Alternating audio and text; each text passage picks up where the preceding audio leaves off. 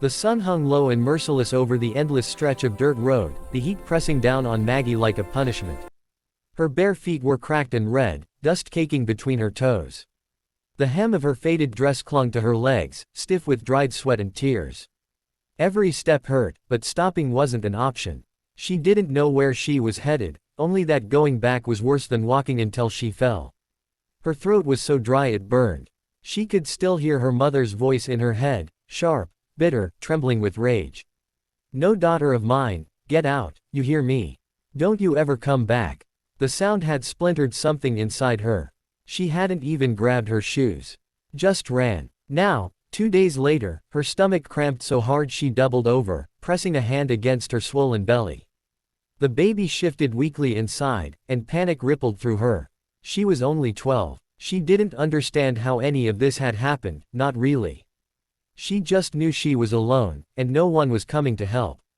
When she lifted her head again, the air shimmered on the horizon. For a moment, she thought her eyes were playing tricks on her, another mirage, another cruel shape made by the heat. But then she heard it, the steady rhythm of hooves on dirt. She turned, squinting into the sunlight. A man rode slowly toward her on a chestnut horse, his hat pulled low, his shirt rolled up to the elbows. The sight of him filled her with equal parts fear and relief. She wanted to run, but her legs wouldn't move. The horse stopped a few feet away. The rider swung down with a quiet grunt, dust puffing up around his boots. He was tall and lean, with lines carved deep around his eyes, the kind of man who'd seen more years than he cared to count. "You look like you've seen hell," he said in a low, steady voice. Maggie blinked at him, too exhausted to speak. Her lips moved, but no words came out. He frowned, scanning her from head to toe. "You out here alone?" She nodded faintly. He reached into his saddlebag and pulled out a battered canteen. "Here," he said, holding it out. "Drink slow. You'll make yourself sick if you don't." She took it with trembling hands. The first sip hit her throat like fire, but it was water, real, cool water, and she couldn't stop herself. She gulped greedily until he gently pulled it away. "Easy, kid," he said. Maggie wiped her mouth, whispering, "Thank you. What's your name?" "Maggie. I'm Eli." His gaze dropped to her belly, round beneath her dirty dress.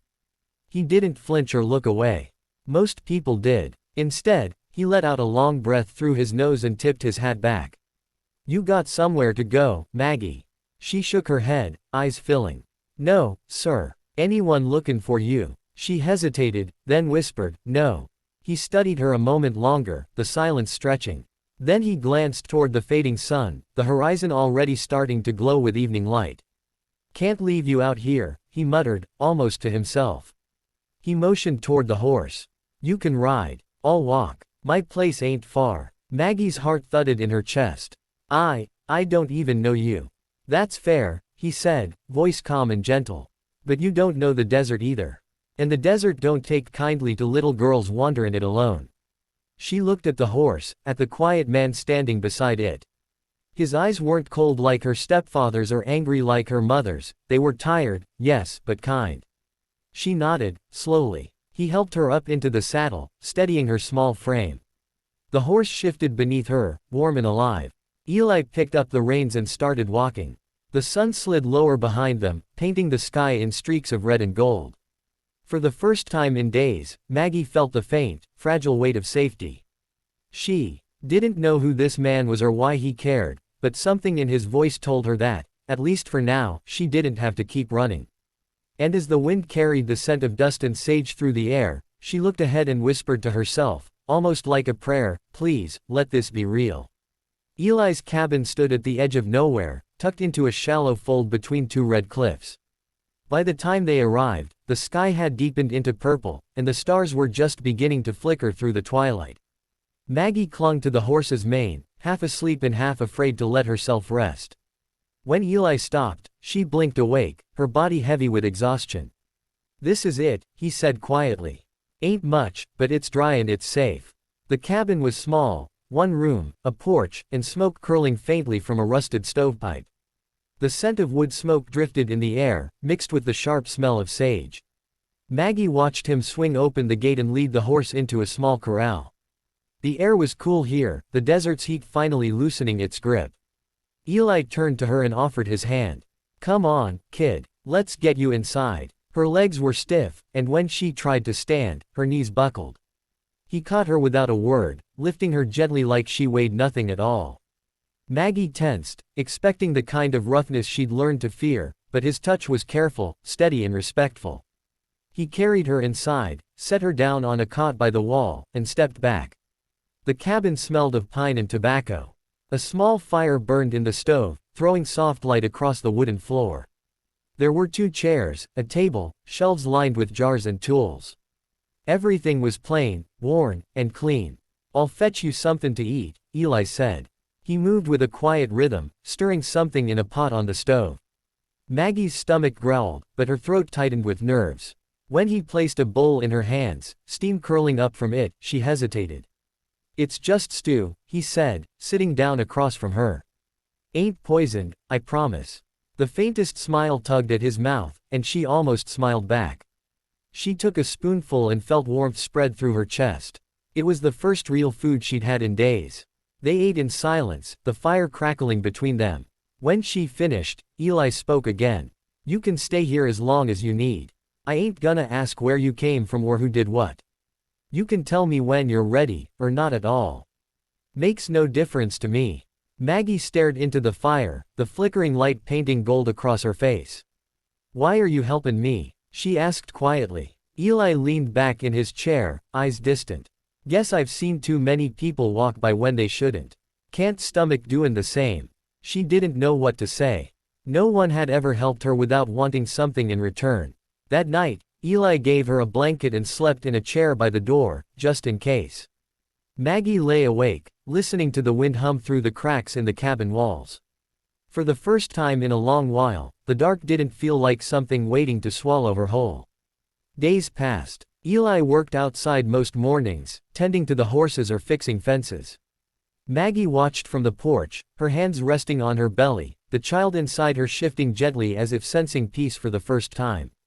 He didn't talk much, but when he did, his voice carried a quiet patience.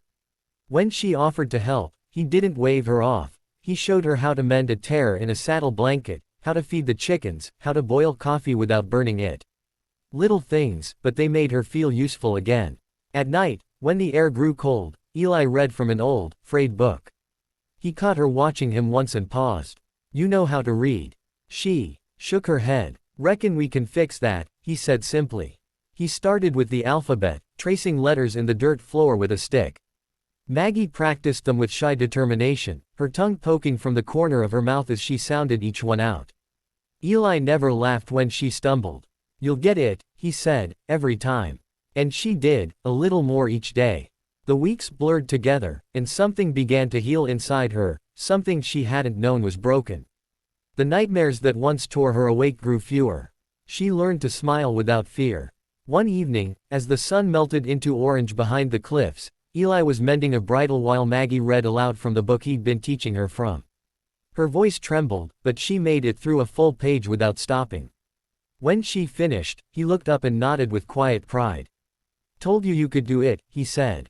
Maggie smiled shyly. You're real nice to me. Eli looked away for a moment, his voice soft.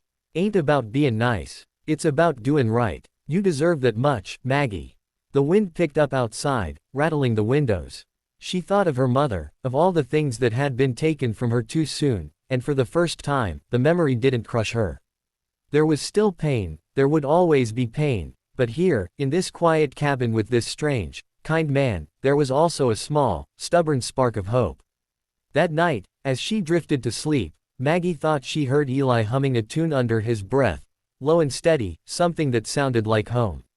Winter came early that year. The wind swept down from the mountains carrying sharp flakes of snow that stung the skin and piled against the cabin walls. The desert turned pale and still, the color of ash.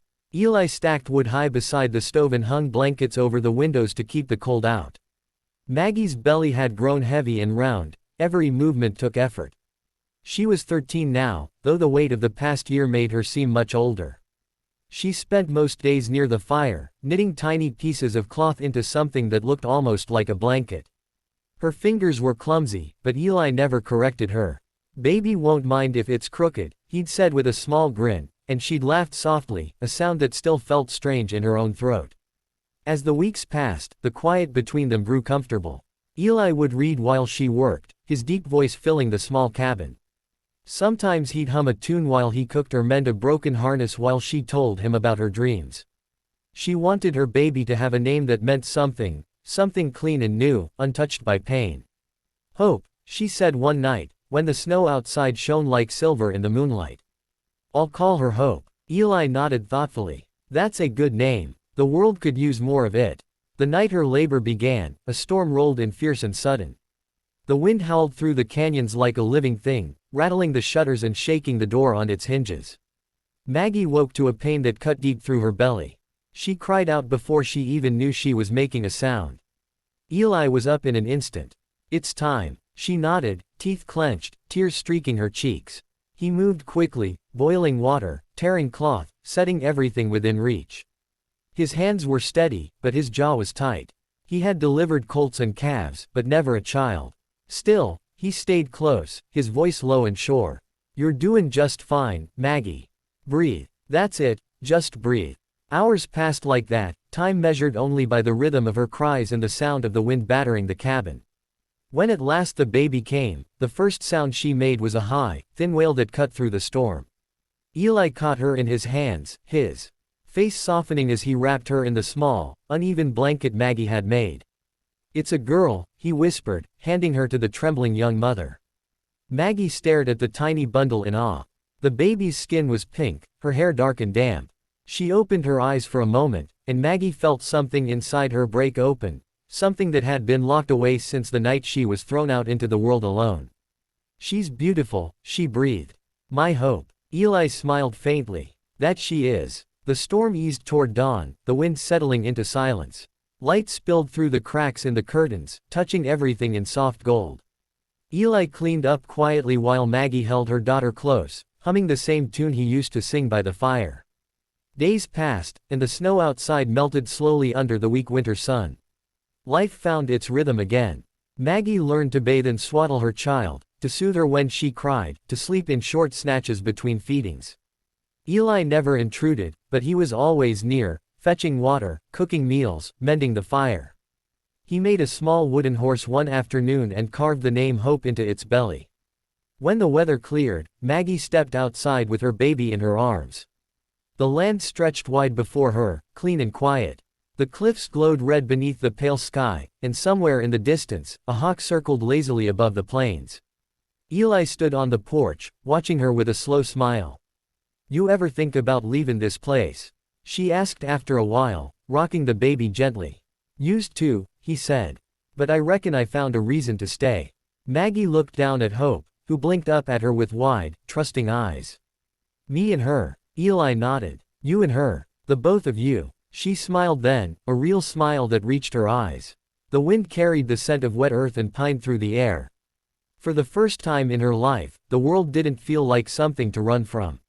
She had been abandoned, left for dead by those meant to protect her.